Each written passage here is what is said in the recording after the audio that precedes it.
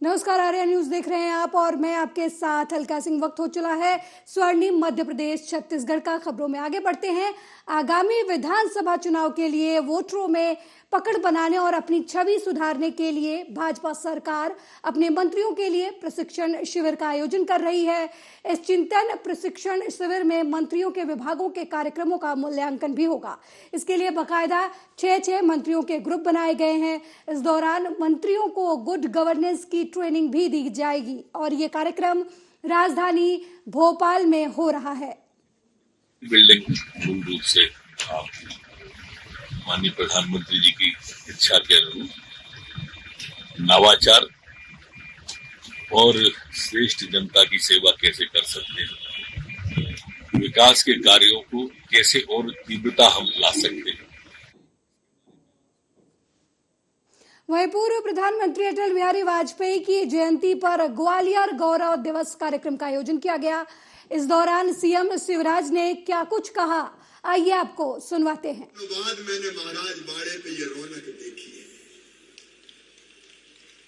आज लेकिन संचालक महोदय से मैं कहना चाहता हूँ, यहाँ अतिथि कोई नहीं है, कोई अतिथि नहीं है। अटल जी की तरह हम सब ग्वालियर की जनता के विनम्र सेवक हैं। अद्भुत ग्वालियर अपना, ग्वालियर का वैभवशाली इतिहास, यहाँ के जीवन मूल्य, यहाँ की परंपराएं, यहाँ के महापुरुष, महान तपस्वी ऋषि गालब की भूमि ग्वालियर, संगीत सम्राट तानसेन, विधना एजिए जान के शेष दिए न कान, कहीं यह ना डोल पड़े सुन तानसेन की तान। कला पोषक राजा मानसिंह तोमर, ग्वालियर के शिल्पकार सीनियर माधवराज महाराज, जिन्होंने ग्वालियर को नया स्वरूप देने में कोई कसर नहीं छोड़ी। एक नहीं, यहाँ का सूर्य मंदिर, यहाँ की छतरिया सिंधिया राजकाल की, एक नहीं, किला गुरुद्वारा दाताबंदी छोड़, अद्भुत है ग्वालियर।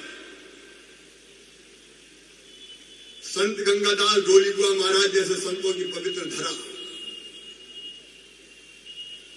अपने इस ग्वालियर को जो संगीत की नगरी भी है और स्वरी की नगरी भी है, मैं फिर प्रणाम करता हूं बहनों और भाइयों।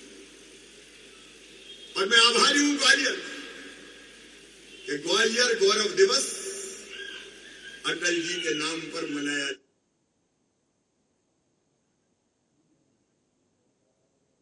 वहीं मध्य प्रदेश के मुख्यमंत्री सीएम शिवराज ने पीएम मोदी से मुलाकात की। मीडिया से मुखातिब होते हुए सीएम शिवराज ने कहा कि आज प्रधानमंत्री के साथ मुलाकात हुई, कई विषयों पर चर्चा भी हुई। मध्य प्रदेश में 8, 9 और 10 जनवरी को प्रवासी भारतीय कार्यक्रम होने वाला है। इसमें मध्य प्रदेश की परंपराओं और कई कार्यक्रम किए जाएंगे। वहीं सीएम कार्यक्रम में शिरकत करेंगे।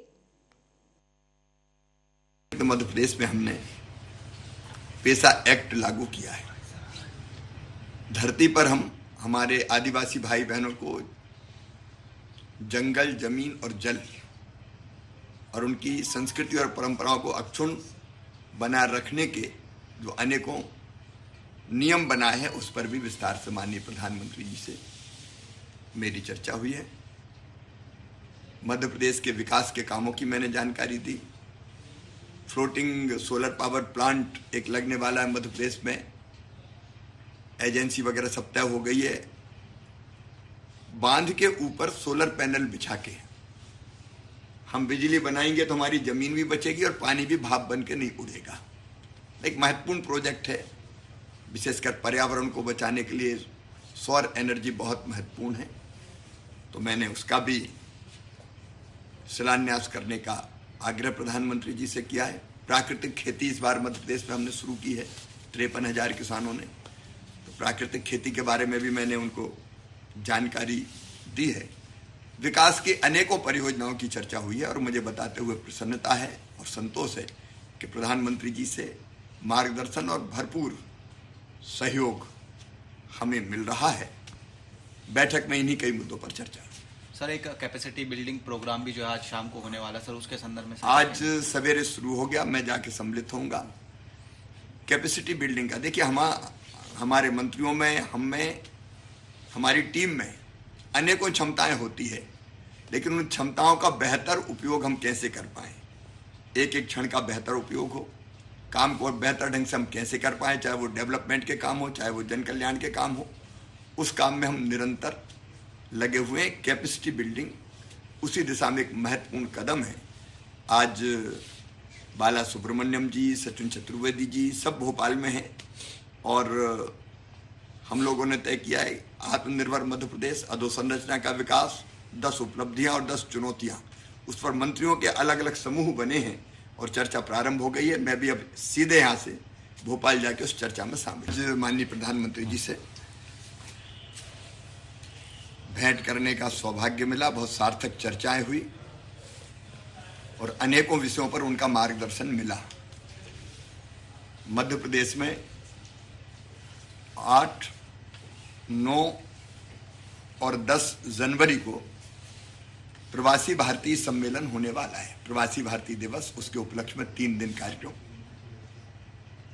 और दुनिया भर से 80 से ज्यादा देशों से प्रवासी भारतीय मध्य प्रदेश पधार रहे हैं। मध्य प्रदेश की परंपराओं के अनुकूल उनके स्वागत की व्यवस्था की जा रही है और अनेकों प्रकार के कार्यक्रमों की रचना हमने की है। मुझे बताते हुए प्रसन्नता है कि माननीय प्रधानमंत्री जी प्रवासी भारतीय सम्मेलन का उद्घाटन करने इंदौर पधारेंगे। इसके अतिरिक्त मध्य प्रदेश में 11 और 12 जनवरी को ग्लोबल इन्वेस्टर समिट होने जा रहा है। प्रवासी भारतीय सम्मेलन में भी और ग्लोबल इन्वेस्टर समिट में भी गुयाना के और सूरीनाम के राष्ट्रपति जी भी पधार रहे हैं। अनेकों देशों के मंत्री आ रहे हैं अलग अलग अपने अपने डेलीगेशंस लेके, और इसलिए मैंने ग्लोबल इन्वेस्टर समिट का भी माननीय प्रधानमंत्री जी से आग्रह किया है कि वो उद्घाटन करें, क्योंकि इंदौर से वो आएंगे तो फिर वहीं दोबारा इतने जल्दी जाना संभव नहीं होता। तो मैंने आग्रह किया कि वर्चुअल उद्घाटन करने की कृपा करें। ग्लोबल इन्वेस्टर समिट की भी हमारी काफ़ी तैयारियां हैं। 68 से ज़्यादा देशों के बिजनेसमैन, इन्वेस्टर, डेलीगेशंस, 34 देशों के हमारे एम्बेसडर्स और अलग अलग राजनयिक भी वहाँ।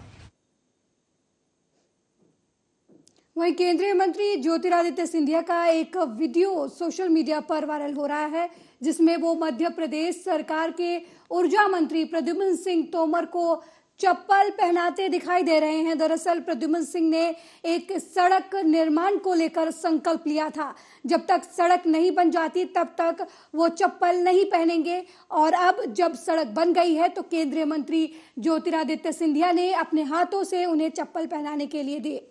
आपको बता दें कि सोशल मीडिया पर अब ये वीडियो काफी वायरल हो रही है, जिसमें ज्योतिरादित्य सिंधिया चप्पल पहनाते हुए विधायक को नजर आ रहे हैं।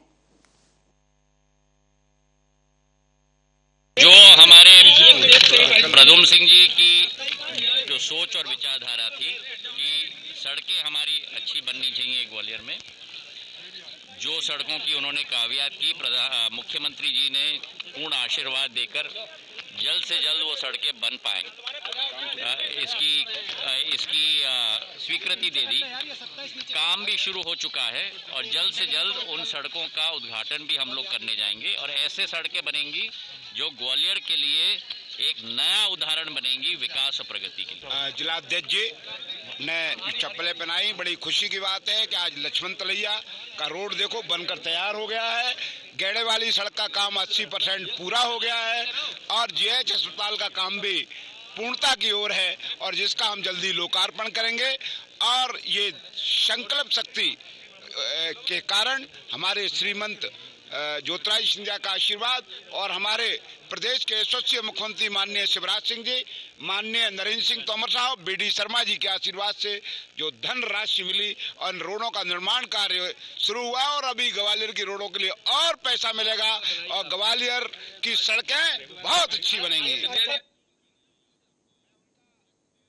एमपी के दमोह में लंबे समय से चर्चाओं में रहने वाला धर्मांतरण का मुद्दा लगातार गहराता जा रहा है। तो इसी बीच क्रिसमस के दिन एक बड़ी घटना सामने आई, जब एक साथ 200 से ज्यादा लोगों ने घर वापसी यानी ईसाई धर्म से हिंदू सनातन धर्म में वापसी की। वहीं पंडित धीरेन्द्र शास्त्री का बड़ा बयान इस मामले में सामने आया है। उन्होंने कहा कि कोई पैसे दे तो उसे ले, लेकिन धर्मांतरण ना करें। सभी यह है अच्छा ले लो, सुबह खा जाओ, कोनो दिक्कत नहीं है।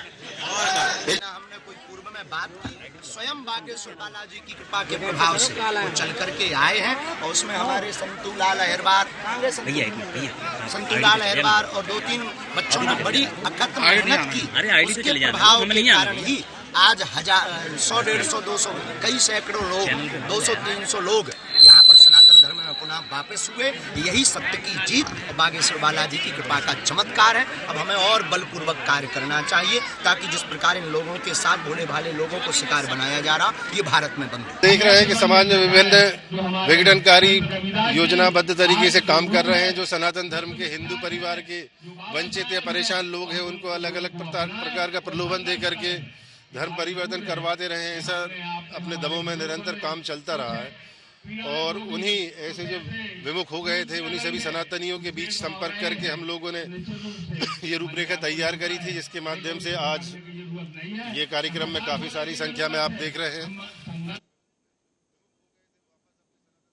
मध्य प्रदेश की आर्थिक राजधानी इंदौर अपनी स्वच्छता के साथ साथ एजुकेशन के लिए भी जाना जाता है। इंदौर में आज हजारों की संख्या में कोचिंग संस्थान मौजूद हैं, जहां पर दूर दूर से छात्र पढ़ाई करने आते हैं। बता दें कि इंदौर शहर में लाखों की संख्या में गांव कस्बों से आए छात्र रहकर पढ़ाई करते हैं। समय के साथ कॉम्पिटिटिव एग्जाम को लेकर भी युवाओं के बीच काफी ज्यादा क्रेज देखने को मिल रहा है। ऐसे में ज्यादातर छात्र कॉम्पिटिटिव एग्जाम की तैयारी करने के लिए शहर में आते हैं और ज्यादातर युवा तो यहाँ पर पढ़ाई करने के साथ साथ अपना खर्च उठाने के लिए छोटा मोटा धंधा भी करते हैं। हाल ही में एक छात्र का वीडियो काफी ज्यादा पॉपुलर हो रहा है, जिसमें ये छात्र दोनों में पढ़ाई भी करता है और रात में अपने खर्चे के लिए काम भी करता है। आपको बता दें कि साइकिल से चाय बेचकर ये युवक अपना गुजारा करता है। वीडियो सोशल मीडिया पर इन दिनों लगातार वायरल हो रही है।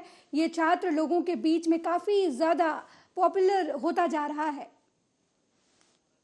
इंजीनियरिंग करी, इंजीनियरिंग के बाद अभी MBA लास्ट टाइम बाकी है। इसके साथ साथ में अभी तैयारी चल रही गवर्नमेंट, पर मैंने सोचा कि अगर अपनी चीज़ इसके बाद भी अपने पास कोई ऑप्शन नहीं रहता है तो अपन क्या करेंगे। उसके लिए मैंने बहुत दिनों से, मतलब पहले भी मैं इसके साथ साथ ना बिजनेस में काम करता रहता था कि यार कुछ करना, यूनिक करना है, तो क्यों ना अपन कुछ यूनिक करें। यूनिक कैसे करें? अब फिलहाल में ट्रेंडिंग में क्या चाय चल रही है, तो चाय अच्छा था कि अपन चाय से कॉस्ट भी कम लगेगी और मिनिमम कॉस्ट में अपना काम बिजनेस चालू हो जाएगा। तो मैंने एक कार्ट बनाया पूरा साइकिल वाली साइकिल, 1 साल पहले का बनाया, फूड कार्ट बनाया साइकिल वाली, उसको साइकिल लगी हुई है, उसको धकाने का काम। पर वो क्या बड़ा हो गया, थोड़ा सा हेवी हो गया था, तो उसको धसाने ले जाने और नगर निगम की, मैंने अपने इंदौर में नगर निगम की प्रॉब्लम, तो उसको मैं चला नहीं पा रहा था। तो फिर मैंने कहा कि आप अब इसको कैसे करेंगे, तो उसको मैंने एक जगह परमानेंट स्थिर डेंट लिया, उसको वहाँ लगा दिया और छोटी साइकिल बनाई। कि अपना कॉन्सेप्ट था कि लोगों तक जहाँ तक चाय पिलाना, अपने जो टेस्ट लोगों को जहाँ जाकर मतलब पिलाने की बात था। तो ये चीज़ अपन ने करी साइकिल से, फिर लोगों को पसंद बहुत आ रहा, मतलब कुछ यूनिक लग रहा लोग, हर लोग पसंद कर रहे, एक बार जरूर ट्राई करते चाय कि भाई आपके चाय पिलाओ। चाय की क्या विशेषता है? चाय में तुम क्वालिटी दे रहे हैं अपन, मतलब एक बार व्यक्ति चाय पिएगा तो पिएगा ही पिएगा 5 रुपये में। भैया का कॉन्सेप्ट अच्छा है कि भैया जगह जगह आके दे रहे हैं और मतलब टेस्ट भी अच्छा है उसका। ऐसा चाय की कीमत 5 रुपये है, अन्य जगह जो है 7 से 10 रुपये चाय मिलती है, लेकिन यहाँ हमारे सब 5 रुपये चाय मिलती है। कांग्रेस के वरिष्ठ नेता दिग्विजय सिंह ने अपने ट्विटर हैंडल पर राहुल गांधी की भारत जोड़ो यात्रा के कुछ वीडियो ट्वीट किए हैं, जिसमें राहुल गांधी ने बीजेपी को जमकर कोसा है। अब भी सुनिए क्या कुछ कहा है उन्होंने।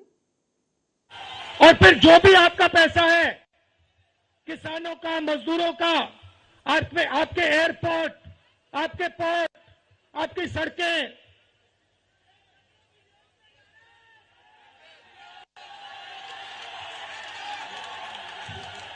सीधा किसके जेब में? इनके मालिक के जेब में। इनको कौन चलाते हैं? नाम बताओ। देखो, सब जानते हैं, पूरा हिंदुस्तान जानता है। भाइयों और बहनों, ये नरेंद्र मोदी जी की सरकार नहीं है, ये अंबानी अदानी की सरकार है। अगर कोई भी कितने भी मुश्किल हमारे सामने आएंगे, हम आगे बढ़ते रहेंगे। लेकिन ये जो भारत जोड़ो यात्रा है, किसी पॉलिटिकल गेन के लिए नहीं है। ये इसलिए है कि देश में महंगाई है, महंगाई के खिलाफ आज ये आवाज उठा रहे हैं।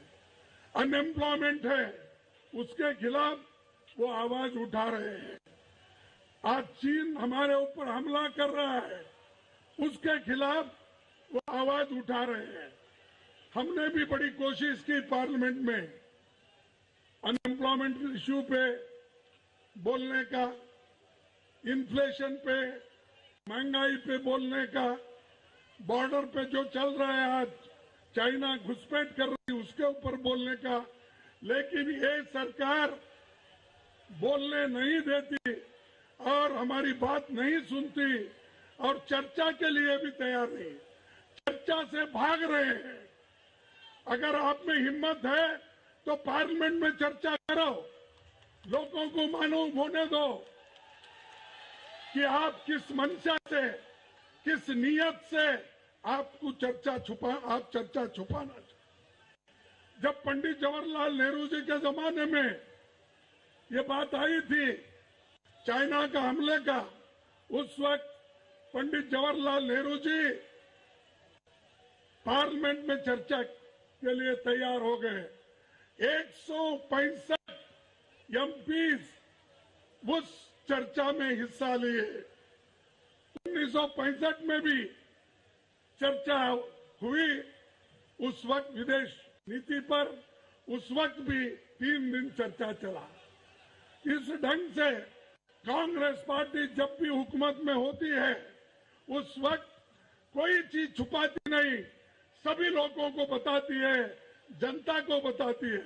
लेकिन मैं पूछना चाहता हूं, मोदी जी आप क्यों छुपा रहे हो? आप क्यों पीछे हट रहे हो और चर्चा से क्यों भाग रहे हो? हम ये पूछना चाहते हैं। तो इसलिए दोस्तों, इनके जो चैनल है ये भी नफरत फैलाने का काम करते हैं। 24 घंटा हिंदू मुस्लिम, हिंदू मुस्लिम, हिंदू मुस्लिम, हिंदू मुस्लिम, हिंदू मुस्लिम। ये सच्चाई नहीं है भाइयों और बहनों। मैं चला हूं कन्याकुमारी से यहां तक, ये सच्चाई नहीं है। ये मीडिया में चलाया जाता है, फैलाया जाता है। ये देश एक है। इन सड़कों पे लाखों लोगों से मिला हूं, सारे के सारे एक दूसरे से मोहब्बत करते हैं, प्यार करते हैं, गले लगते हैं।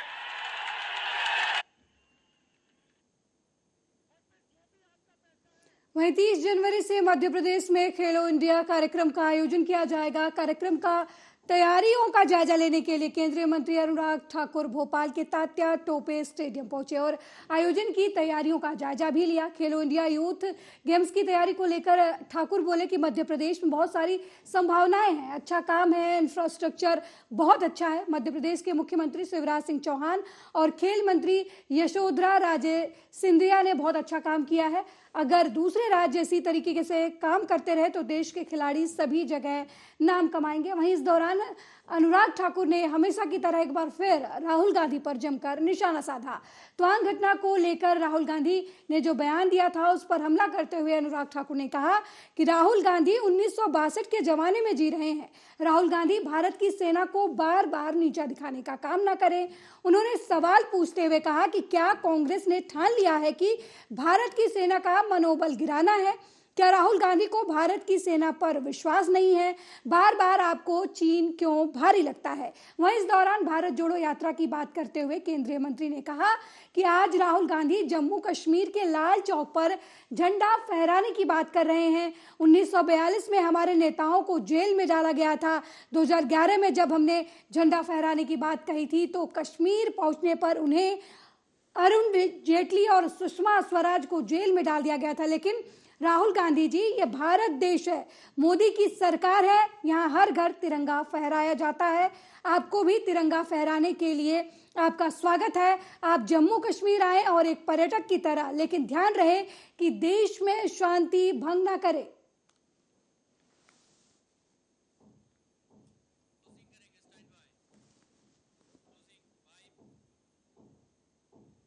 इस बुलेटिन में मेरे साथ फिलहाल इतना ही। देश दुनिया की तमाम खबरों को देखने के लिए देखते रहिए आर्या न्यूज। नमस्कार।